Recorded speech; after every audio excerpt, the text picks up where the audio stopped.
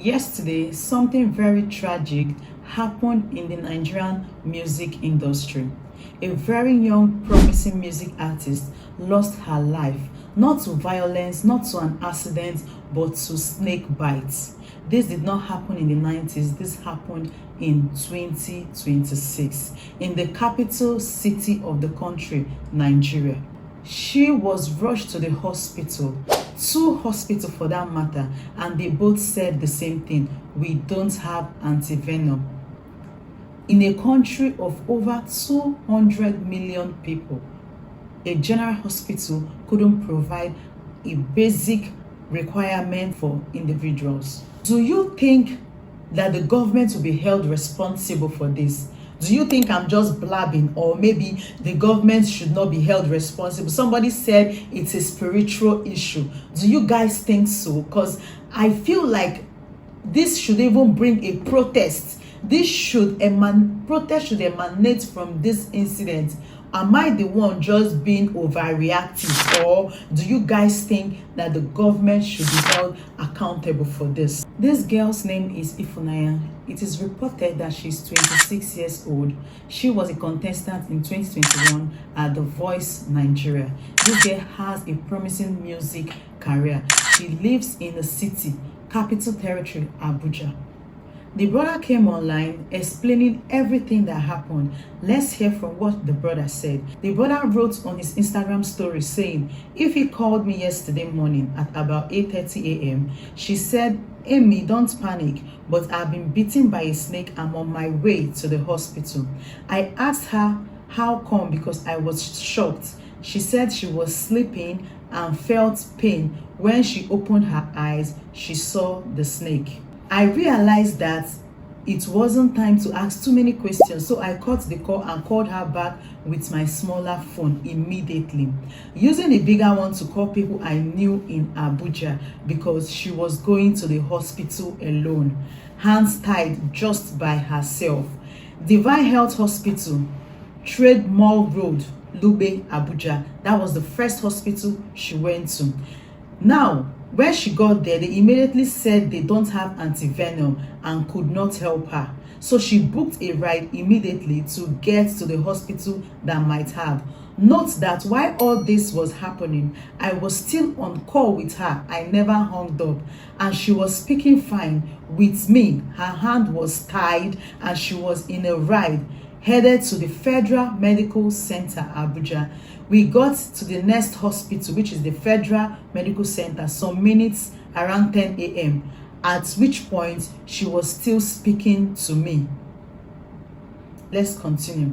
When she got to the hospital, the doctor removed the stuff she used to tie her hand to avoid the circulation of the venom and kept telling her to calm down. She immediately told me, Amy, they have removed the thing I used to tie my hand. Then I felt like, since she's at the hospital, the doctors know what to do. I encouraged her to calm down. When the drip was in her hand, she started feeling dizzy and her tongue wasn't able to speak again, so that was when I relaxed and I ended the call. At that point also, my uncle I had contacted in Abuja was at the hospital with her. So I felt a bit relieved, thinking she was getting all the treatment she needed. Now, when they lost her, I started seeing people saying she was beaten at night or a day before, but only came yesterday, which was a lie. Doctors saying she wasn't taken properly and came in late. She came in by herself with her both legs without any help, and I was speaking to her throughout while she was on the car. This is the testimony of the brother who narrated what happened to Miss Ifunanya Nwangene. Stay with me. Now, the medical doctors at the FMC, they debunked the news that they said they didn't have anti-venom. They went ahead to say that she died as a result of complications from the snake bites, that they administer first aid treatment and also anti-venom, but they still lost her. Mind you, different snake bites take different minutes to react. For instance, we have some that might just bite you and in 10 minutes it has gone into your bloodstream to actually block your respiratory system. There are some that takes 15, some 30. Cobra takes 30 to 1 hour for the effect to start occurring. A doctor also came online justifying the fact that most medical hospitals might not be able to have anti-venom because it is quite expensive. You can imagine a doctor coming online to say that it is normal, that anti-venom is a scarce commodity even all around the world because it is actually very expensive. At this point, we should realize that anti-venom is not a luxury drug. It's not a luxury drug at all. It is an essential, especially in a country that is surrounded by snakes. And we have in today over 200 million people living in Nigeria. When I heard this story, and I also investigated to find out that she was living in a 2-story apartment, like upstairs, not even on the ground floor, I began to imagine what could really happen. How can a snake crawl from first floor down to where she was on her bed? What could really be the issue? Was it sense? Did she have issues with people? Some people said it's a spiritual attack, which I do not agree. But then again, it is actually very, very, very scary and confusing that you will sleep on your bed and you will see a snake and you get... This story is very, very scary. Now, let's talk about the law. Who is responsible when a preventable situation occurs just because of the fact that the basic emergency needs were missing? Is it the government? Is it the hospital? Or should the people just accept a broken system and move on? Under the Constitution of the Federal Republic of Nigeria, the security, safety, and welfare of the citizens of the country is the primary obligation of the government. And now when we talk about the welfare, that is where the health care comes into place. The government is supposed to have essentials like this. This is not a luxury drug. This is something that they should have, whether people are coming in or whether people are not coming in. There was a post I saw online and someone was saying that the reason why most government hospitals or even private hospitals do not have anti-venom is because snakes are always bitten by poor people. Like poor people always get bitten by snake rather. And for that reason, it is not always in the hospital. You can imagine excuses. For the fact that the Federal Medical Center couldn't provide anti-venom to immediately administer to that girl is a systematic negligence. And it is wrong. The government has failed and they are liable for issues like this. Another question we should be looking at is, should every hospital have anti-venom? Mind you, she went to a private hospital first before she went to the government hospital. The private hospital bluntly told her, we don't have anti-venom. For me, I feel like anti-venom is a necessity. It's just like me walking into a hospital telling them I need malaria medicine, and they cannot even provide malaria medicine. In a country that is surrounded by snakes or other reptiles, anti-venom should be a necessity. And now it brings me to the point of asking, what is the Medical and Dental Council of Nigeria doing? Are they not supposed to be the one in check, knowing who get licenses to open hospitals, the basic essentials for them to have in order for them to have hospitals? It's just like you saying first aid. First aid is for accident. So for me, anti-venom is like a first aid.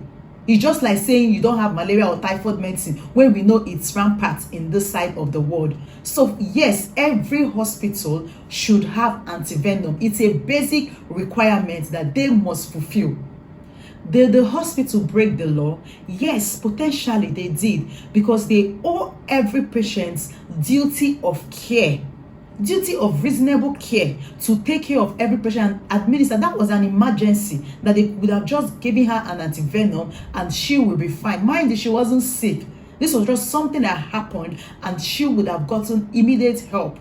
I would hold the Medical and Dental Council of Nigeria accountable, the Ministry of Health accountable, because they are empowered with the duty of regulating hospitals, medical practitioners.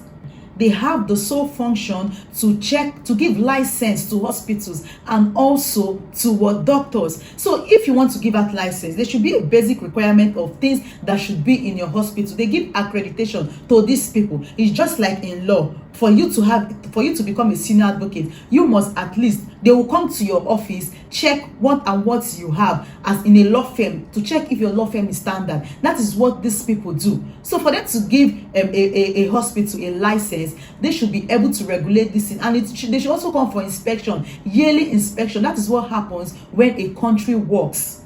So yes, they are accountable for this. I hold them liable for this negligence. It is a very sad situation that anytime anything happens in Nigeria, the first thing people, the organizations or agencies, they will do is just to put up a public statement debunking any news. Every time issues happen, press release, public statement. This has to stop. Organizations and agencies should be held accountable, and they should take responsibility for their negligence. Now, the question now is, the family of this girl, what can they do? The first thing they need to do is to seek for all the medical reports that transpired there. I know if you go there, start asking them for medical report. There was this case I was handling, and I needed the investigation report from the police. They bluntly told me that they won't release it, and I asked why. They said because it will be detrimental to their client's case. This is the country we live in. This is the Nigeria we live in. So if they can be able to get an accurate and truthful medical report of what happened, or the medical history when she came into that federal medical center, it's going to help them in maybe pushing for a case. And Nigerians, time has come when you guys should start holding all these agencies accountable. If you want a better Nigeria, except maybe you want to travel, and even if you travel out, your family, they are all here. We have to keep holding these people accountable. So they have to seek for the medical history and medical records of that girl from when she entered into the hospital until she died. The next thing they should do, they should sue the hospital for tort.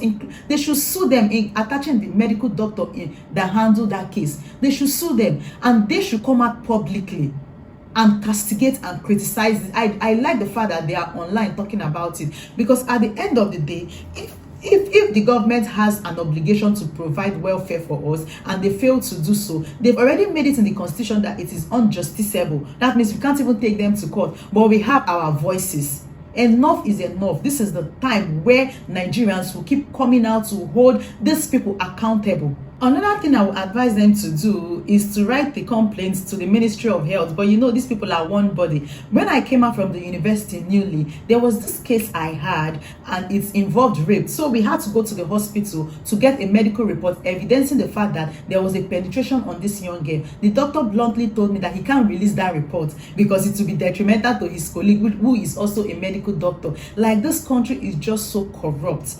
If they can write a complaint to the Ministry of Health, and the person in charge has credibility and integrity to pursue this case, then they will get the real truth of what happened to Ifunanya.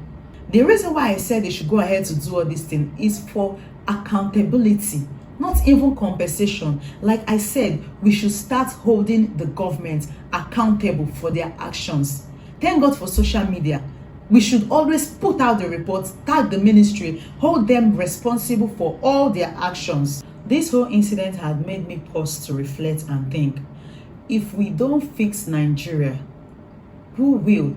Do we have another country that we need to go to? This corruption, negligence, and insecurity, nonchalant attitude of our leaders, we keep hearing right from when I was a child. My parents complained about Nigeria. The generation before me complained about Nigeria. Now it's our own time. If we don't fix this country, I guess our children and even the younger generations, they are also hearing about us complaining about Nigeria. When will all this stop? It behoves on us to stand up and hold the government accountable. This story is really very, very sad, annoying, scaring, and hopeless. It gives a kind of hopelessness to the system. Now, before I go, let me tell you people straight up that this girl did not die because of that snake bite. She died because of a failed system. She died because of the negligence of medical professionals that feel like they cannot be held accountable for it. If we don't speak up and start holding these people accountable, tomorrow it might be one of us, or it might be one of your family members or your loved ones. Healthcare is not a privilege. Healthcare is a right. Healthcare is not a privilege. I say it again. Healthcare is a right. In a country that cannot provide basic healthcare for its citizens, needs to actually pause and reflect. And it is upon us as citizens to do what? Hold these people and call them out. We should stop feeling negligence or maybe apathy about this whole situation, because if it did not happen to you today, it will happen to you tomorrow. This story is really, really very scary. Nigeria has happened to this young girl and her family, and I pray to God for God to give them the fortitude to actually bear this great pain and loss.